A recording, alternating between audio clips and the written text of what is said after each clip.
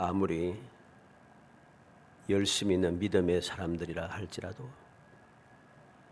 우리와 같이 연약한 사람이기 때문에 마음이 편하지 않아서 할 일을 하지 못하는 경우가 있습니다.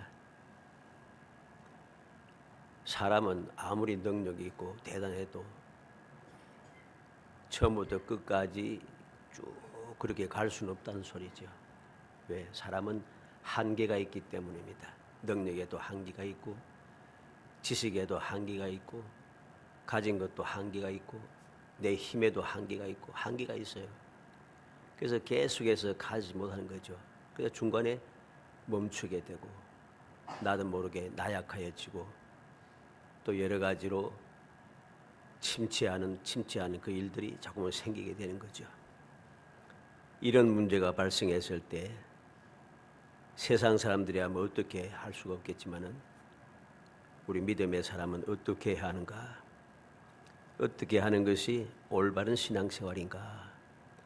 오늘 저에게는 올바른 신앙생활을 위하여 92번째 그리스도의 향기라고 하는 주제로 살펴보려고 합니다. 오늘 12절 13절에 보면 내가 그리스도의 복음을 위하여 드로아에 이름에 주 안에서 문이 내게 열렸으되 내가 내 형제 디도를 만나지 못하므로 내 심령이 편하지 못하여 그들을 작별하고 마게도냐로 갔노라. 심령이 편하지 못하여 그랬습니다.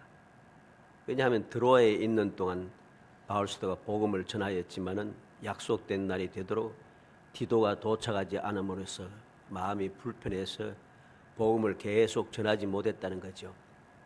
그래서 그는 마게도냐로 떠나게 됩니다. 왜 불안했는가? 두 가지 이유가 있습니다. 첫째 이유는 고린도 교회 때문입니다. 바울이 고린도의 방문을 슬픔을 안겨주었습니다. 그래서 두 번째 방문을 취소하고 대신 디도 편에 눈물의 편지를 보냈습니다. 그게 바로 고린도 전서지요. 그리고 그 결과에 대한 불안입니다. 디도를 통해서 눈물의 편지를 보냈는데 디도가 빨리 돌아와야 되는데 돌아오지 않는다는 것입니다. 혹시 교회에서 무슨 문제가 생겼는가 하는 그런 불안이죠. 두 번째 이유는 디도의 도착이 지연되는 것이 혹시 디도의 신변에 불상사가 발생했지 않을까 하는 염려 때문이죠. 왜냐하면 디도는 편지를 전하는 일 외에 기근으로 인해서 빈곤한 예루살렘 교회를 위해서 이 연보는 헌금이 아닙니다. 연보를 자꾸 헌금이라는 사람이 있는데 연보는 헌금이 아니고 오늘 말로 치면 구제금을 말합니다. 이 연보를 모금하고 있었기 때문입니다. 그래서 고린도후서 7장 5절에 보면 우리가 마게도냐에 이르렀을 때에도 우리 육체가 편하지 못하였고 사방으로 환난을 당하여 밖으로는 다투며 안으로는 두려움이었노라. 그는 그렇게 고백합니다. 너무 좋지 못했다는 거죠. 육체가 편하지 못하고 사방으로 환난을 당하고 밖에는 다툼이고 안에는 두려움이라. 밖에 다툼이 무엇입니까? 고린도 교회에 다툼이 일어났다는 거죠. 패싸움이 났습니다.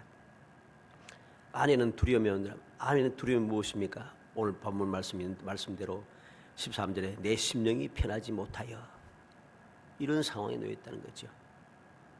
이런 일이 있을 때 바울 사도는 이 문제를 어떻게 해결했는가 하는 것이 오늘 우리가 받아야 될 교훈입니다. 그래서 그리스도의 향기라고 하는 말씀을 가지고 살펴보려고 합니다. 왜냐하면 이 바울 사도는 이 그리스도를 통해서 모든 것을 해결할 수 있었기 때문이죠. 그리스도 때문에 그는 이 모든 것을 깨끗하게 해결할 수 있습니다. 마음이 불안하지만은 심령이 편하지 못했지만은 그래서 할 일을 하지 못하고 내가 떠날 수밖에 없는 그런 상황임에도 불구하고 그래도 그는 그리스도의 향기 때문에 모든 것을 견디고 모든 것을 이루어낼 수 있었다는 것입니다. 그러면 그는 어떻게 이 그리스도의 향기를 통해서 새로운 힘을 얻을 수 있습니까? 그는 하나님께 감사함으로 이 모든 문제를 이겨냈다는 것이죠. 첫 번째 어떤 감사입니까? 항상 그리스도 안에서 이기게 하시는 하나님께 감사합니다. 14절에 항상 우리를 그리스도 안에서 이기게 하시고 그랬습니다. 여기에서 이기게 하시고라고 하는 이 말은 로마의 황제나 장군들이 전쟁에서 승리하고 행진하는 것을 말합니다. 다시 말해서 예수 안에서 이기게 하시고 그리스도 안에서 이기게 하시고라고 말은 승리하신 그리스도의 개선 행진에 참여한다는 뜻입니다. 예수님께서 승리하고 승리의 개선을 행진을 하지 않습니까? 그곳에 나도 함께 동참하여 주님의 승리에 동참하여 나도 그 영광을 누린다는 소리죠. 요한복음 16장 33절에 이것을 너희에게 이르는 것은 너희로 내 안에서 평안을 누리게 하려 함이라. 세상에서는 너희가 환난을 당하나 담대한 내가 세상을 이겼노라. 예수님께서 세상에 오셔서 모든 것을 다 이루시고 승리하고 부활 성천하셔서 지금도 우편에서 우리를 위해 기도하고 계십니다. 바로 주님께서 이 세상에서 어떠한 환난이나 어떠한 고난이나 어떠한 문제나 어떠한 수치나 어떠한 방해든지 물론하고 다 이겨냈습니다. 그리고 이겨내시고 하나님 주님께서는 이제 구름 타고 하늘로 계선하여 올라가신 것이죠. 요한계시록 17장 14절에 그들이 어린 양과 더불어 싸우려니와 어린 양은 만주의 주시오 만왕의 왕이시므로 그들 이기실 터여 또 그와 함께 있는 자들 곧 부르심을 받고 택하심을 받은 진실한 자들도 이기리로다. 예수님께서는 배득자를 싸워서 이기신다 합니다. 왜? 만주의 주고 만왕의 왕이시기 때문입니다. 그래서 이길 수밖에 없다는 말씀이죠. 근데 주님께서는 이기는 것이 아니라 주님과 함께 있는 자, 즉 부르심을 받고 택하심을 받은 진실한 자도 이긴다는 것이죠. 이게 마지막 결론입니다. 처음부터 끝까지 승리하고 모든 일을 마치시고 하늘로 올라가신 주님께서는 또다시 이 세상에 오실 때도 모든 것을 이겨내시고 우리를 영접하기 위해서 우리를 주님의 승리의 개선 그 행진에 동참하게 하기 위해서 우리를 부르기 위해서 이 땅에 다시 오시는 것이죠. 고린도전서 15장 57절에 우리 주 예수 그리스도로 말미암아 우리에게 승리를 주신 하나님께 감사하노니 바울 사도는 예수님으로 말미암아 승리를 주시는 하나님께 감사하다 합니다. 우리는 이 사실을 기억해야 됩니다. 바울 사도가 어떻게 이 심령이 편하지 못한 이 문제를 이겨내고 승리할 수 있었는가? 어떻게 하나님 이 모든 일을 해결할 수 있었는가? 하나님께 감사했기 때문입니다. 어떤 감사입니까? 항상 예수 안에서 이기게 하신다. 항상 승리하신 예수님과 승리의 그 개선 행진에 동참할 수 있도록 나를 이끌어 주신다는 것입니다. 어떻게 이끌어 주십니까? 주님 이 땅을 떠나시기 전에 뭘 약속했습니까? 내가 항상 세상 끝날까지 항상 너희와 함께 있으리라. 승리하신 하나님께 주님께서 항상 함께 하심으로 우리는 주님을 믿고 의지할 때마다 주님의 말씀대로 주님과 항상 함께하며 그 승리의 계가 행진을 할 수 있게 된 존재가 된 것이죠. 두 번째는 무엇이 감사합니까? 각처에서 모든 사람에게 그리스도를 아는 냄새를 나타내시는 하나님께 감사했습니다. 14절에 보면 각처에서 그리스도를 아는 냄새를 나타내시는 하나님께 감사하노라 그렇게 말씀했고 15절로 16절에 우리는 구원받는 자들에게나 망하는 자들에게나 하나님 앞에서 그리스도의 향기니 이 사람에게는 사망으로부터 사망이 이르는 냄새요 저 사람에게는 생명으로부터 생명이 이르는 냄새라 그랬습니다. 여기서 냄새라고 하는 이 말은 로마의 황제가 개선할 때에 풍기는 그 향을 말합니다. 이 당시에는 싸움에서 승리하고 돌아오는 군사들은 나팔을 불고 북을 치면서 행진에 옵니다. 행진에 오면은 그 소리를 그 나팔 소리와 북치는 소리를 듣고서 성문이 활짝 열립니다. 성문이 활짝 열리고 황제가 성도로 서서 그 뒤를 장군들과 지휘관들과 군사들이 뒤따라 들어오고 그 뒤에는 커다란 향로에 마차에 싣고 그 향로에서 그 향을 태웁니다. 향을 태우니까 냄새가 날 거 아니에요. 행진하는 곳에 이 향내가 막 진동하게 됩니다. 그리고 그 다음에 누가 따라오냐면 전쟁 포로들이 쇠사슬에 묶여서 끌려오고 그 뒤에 노력한 전리품들이 따라옵니다. 오늘 말씀을 이해되겠죠? 승리의 행진을 하는데 냄새가 나는데 그 냄새가 승리하는 사람과 실패하는 사람들에게 다르다는 것이죠. 똑같은 향로에서 나오는 똑같은 향내지만은 처지에 따라서 다르다는 것입니다. 승리하는 자의 승리 개선하는 사람들에게는 생명과 기쁨의 냄새가 될 것이고 패배한 포로들에게는 절망과 공포의 냄새가 될 것입니다. 이와 마찬가지로 그리스도의 냄새라고 했으니까 또는 그리스도의 향기라고 했으니까 그리스도의 냄새와 향기가 무엇이겠습니까? 우리는 그 냄새가 어떠한지는 알 수가 없습니다. 그러나 확실한 것은 말씀을 통해 우리가 확실하게 알 수 있는 것은 힘들고 지친 수많은 사람들, 병들어 고통하는 사람들, 절대 고칠 수 없는 질병과 장애를 가진 사람들이 결사적으로 예수님을 향하여 나왔다는 것이죠. 왜 그랬습니까? 그리스도의 향기, 그리스도의 냄새가 났다는 것입니다. 어떤 냄새입니까? 어떤 내가 가진 어떤 문제든지 주님께로 오면은 모든 것을 해결할 수 있다라고 하는 그런 확신, 그러한 냄새, 그러한 생각을 그들은 믿음을 가지고 그들은 주님을 향하여 결사적으로 나오기 시작한 것이죠. 그러한 사람들에게는 향기였습니다. 생명이었습니다. 축복이었습니다. 그들은 놀라운 하나님의 은혜를 깨닫는 하나님의 사랑을 깨닫게 되었습니다. 그러나 주님을 믿지 아니하고 시기하고 질투하며 거부하는 자들은 어떠했습니까? 그러한 질투하고 거부하는 사람들과 더러운 귀신들은 예수님만 보면 소리 지르습니다. 장로들과 바리새인들과 서기관들이 예수님 보면 시기하고 질투하여서 막 일을 갑니다. 마귀는 예수님을 보기가 하면은 소리 지릅니다. 두려워서 소리 지릅니다. 왜 그렇습니까? 주님을 향하여서 소망을 가진 사람은, 주님을 믿고 의지하는 사람들은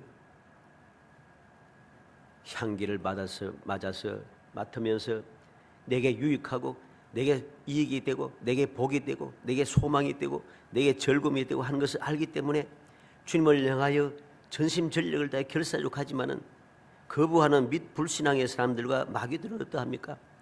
주님이 오시는 것이 너무 싫은 거예요. 주님께서 이 땅에 처음 오실 때도 마찬가지였지 않습니까? 헤롯과 대제사장들과 서기관들이 너무너무 싫어했습니다. 주님께서 이 땅에 오셔서 맡은 바 소명을 감당하실 때도 마찬가지입니다. 대제사장들과 서기관과 바리새인들, 장로들이 너무너무 싫어했습니다.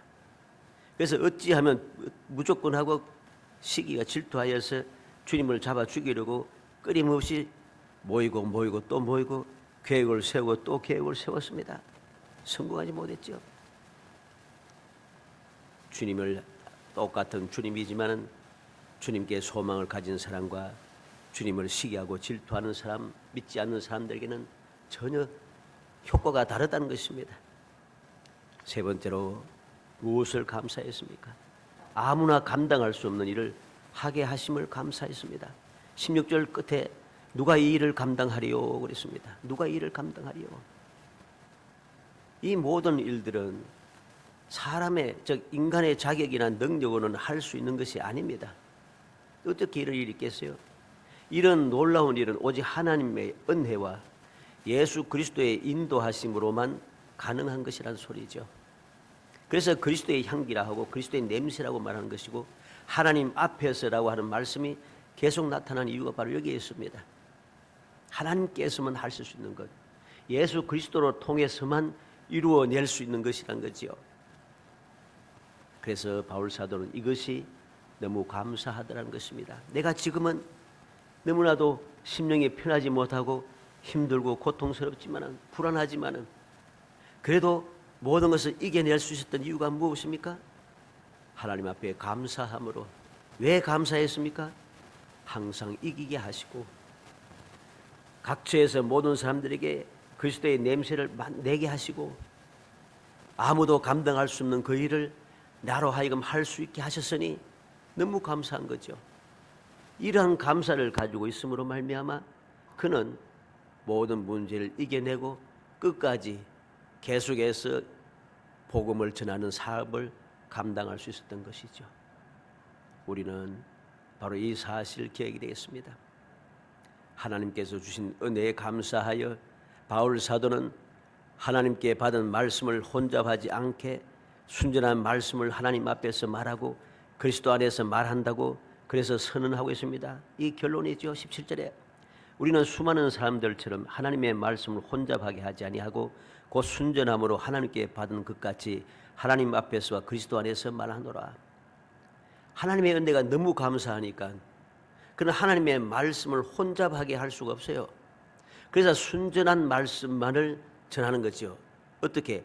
하나님 앞에서 하는 것처럼, 예수 그리스도 안에서 말하는 것처럼 그는 다른 생각을 다 떨쳐내고 세상의 사상과 세상의 그 모든 지식을 다 제거하고 바울사가 이제까지 배워왔던 그 알았던 모든 것들을 다 경험했던 거 다 떨쳐버리고 오직 하나님의 말씀, 순전한 말씀만을 하나님 앞에서 외치고 예수 그리스도 안에서 그 말씀만을 전하고 있다는 것이죠. 여기서 혼잡하게 한다는 이 말은 상인이 좋은 것을 과일을 팝니다. 과일 상인이 좋은 과일을 제일 위에 탁 올려놓고 이 과일은 바구니는 전체 다 좋은 과일이다 보이게 팝니다. 근데 가서 집에 가면 어떻습니까? 밑에 썩은 것들이 막 섞여 있습니다. 요즘도 뭐 거의 안 합니다만 한때 이런 일이 많이 유행했죠. 요즘도 간혹 이런 일이 있습니다. 눈에 보이는 데는 좋은데 눈에 안 보이는 밑에는 엉망이라는 것이죠. 또는 질 낮은 포도주에 물을 타서 질 낮은 포도주를 판매해서 부당한 이익을 얻는 것, 이것이 바로 혼잡하게 한다는 말의 의미가 됩니다. 다시 말해서 거짓된 자들, 즉 그리스도, 거짓 사도, 거짓 선지자, 거짓 교사들, 바로 이러한 거짓된 자들이 하나님의 말씀을 바꾸기 시작합니다. 바꾸어서 전파하기 시작합니다. 그렇게 가르칩니다. 그래서 사람들 미혹하는 거죠. 미혹해서 왜 미혹합니까? 자신의 이익을 위해서 미혹된 그 사람이 망하든 말든 죽든 말든 상관하지 않습니다. 내 이익만을 위해서 그들은 거짓된 말을 하고 있다는 거죠. 그들을 속이고 미혹한다는 겁니다. 예수님께서도 이에 대해서 경고를 하셨죠. 마태복음 24장 24절에 거짓 그리스도들과 거짓 선지자들이 일어나 큰 표적과 기사를 보여 할 수만 있으면 택하신 자들도 미혹하리라. 그래서 사람의 미혹을 받지 않도록 주의하라고 예수님께서는 경고하셨습니다. 이러한 경고의 말씀을 바울사도는 알고 있기 때문에 하나님의 은혜에 감사함으로 절대로 그렇게 거짓된 것을 가르칠 수가 없다는 것입니다. 그래서 혼잡하지 않고 순전한 말씀을 하나님 앞에서 전하는 것, 그리스도 안에서 전하는 것이죠. 하나님 앞에서 전하면서 거짓된 말씀을 전할 수 없겠죠. 그리스도 안에 있다 하면서 그리스도 안에서 내가 사람들을 망하게 하는 말을 할 수가 없겠죠.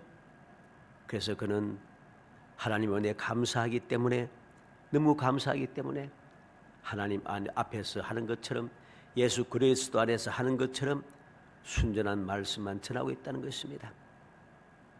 베드로후서 2장 1절로 3절에 그러나 백성 가운데 또한 거짓 선지자들이 일어났었나니 이와 같이 너희 중에도 거짓 선생들이 있으리라. 그들은 멸망하게 할 이달을 가만히 끌어들여 자기들을 사신 주를 부인하고 임박한 멸망을 스스로 취하는 자들이라. 여럿이 그들이 호색하는 것을 따르니 이로 말미암아 진리의 도가 비방을 받을 것이요 그들이 탐심으로써 지어낸 말 가지고 너희로 이득을 삼으니 그들의 심판은 옛적부터 지체하지 아니하며 그들의 멸망은 잠들지 아니하느니라. 바울사도의 가르침을 통해서 이 거짓된 자들의 특징이 그대로 드러나죠. 이들이 무엇입니까? 멸망할 이단을 가만히 끌어들였다. 그래서 자기들을 사신 주를 부인하고, 그들은 항상 언제든지 주님을 부인합니다. 임박한 멸망을 스스로 취하는 자다. 뿐만 아니라 그들은 어떠한 사람들입니까? 호색하는 것을 따르리니, 그들은 호색을 따릅니다.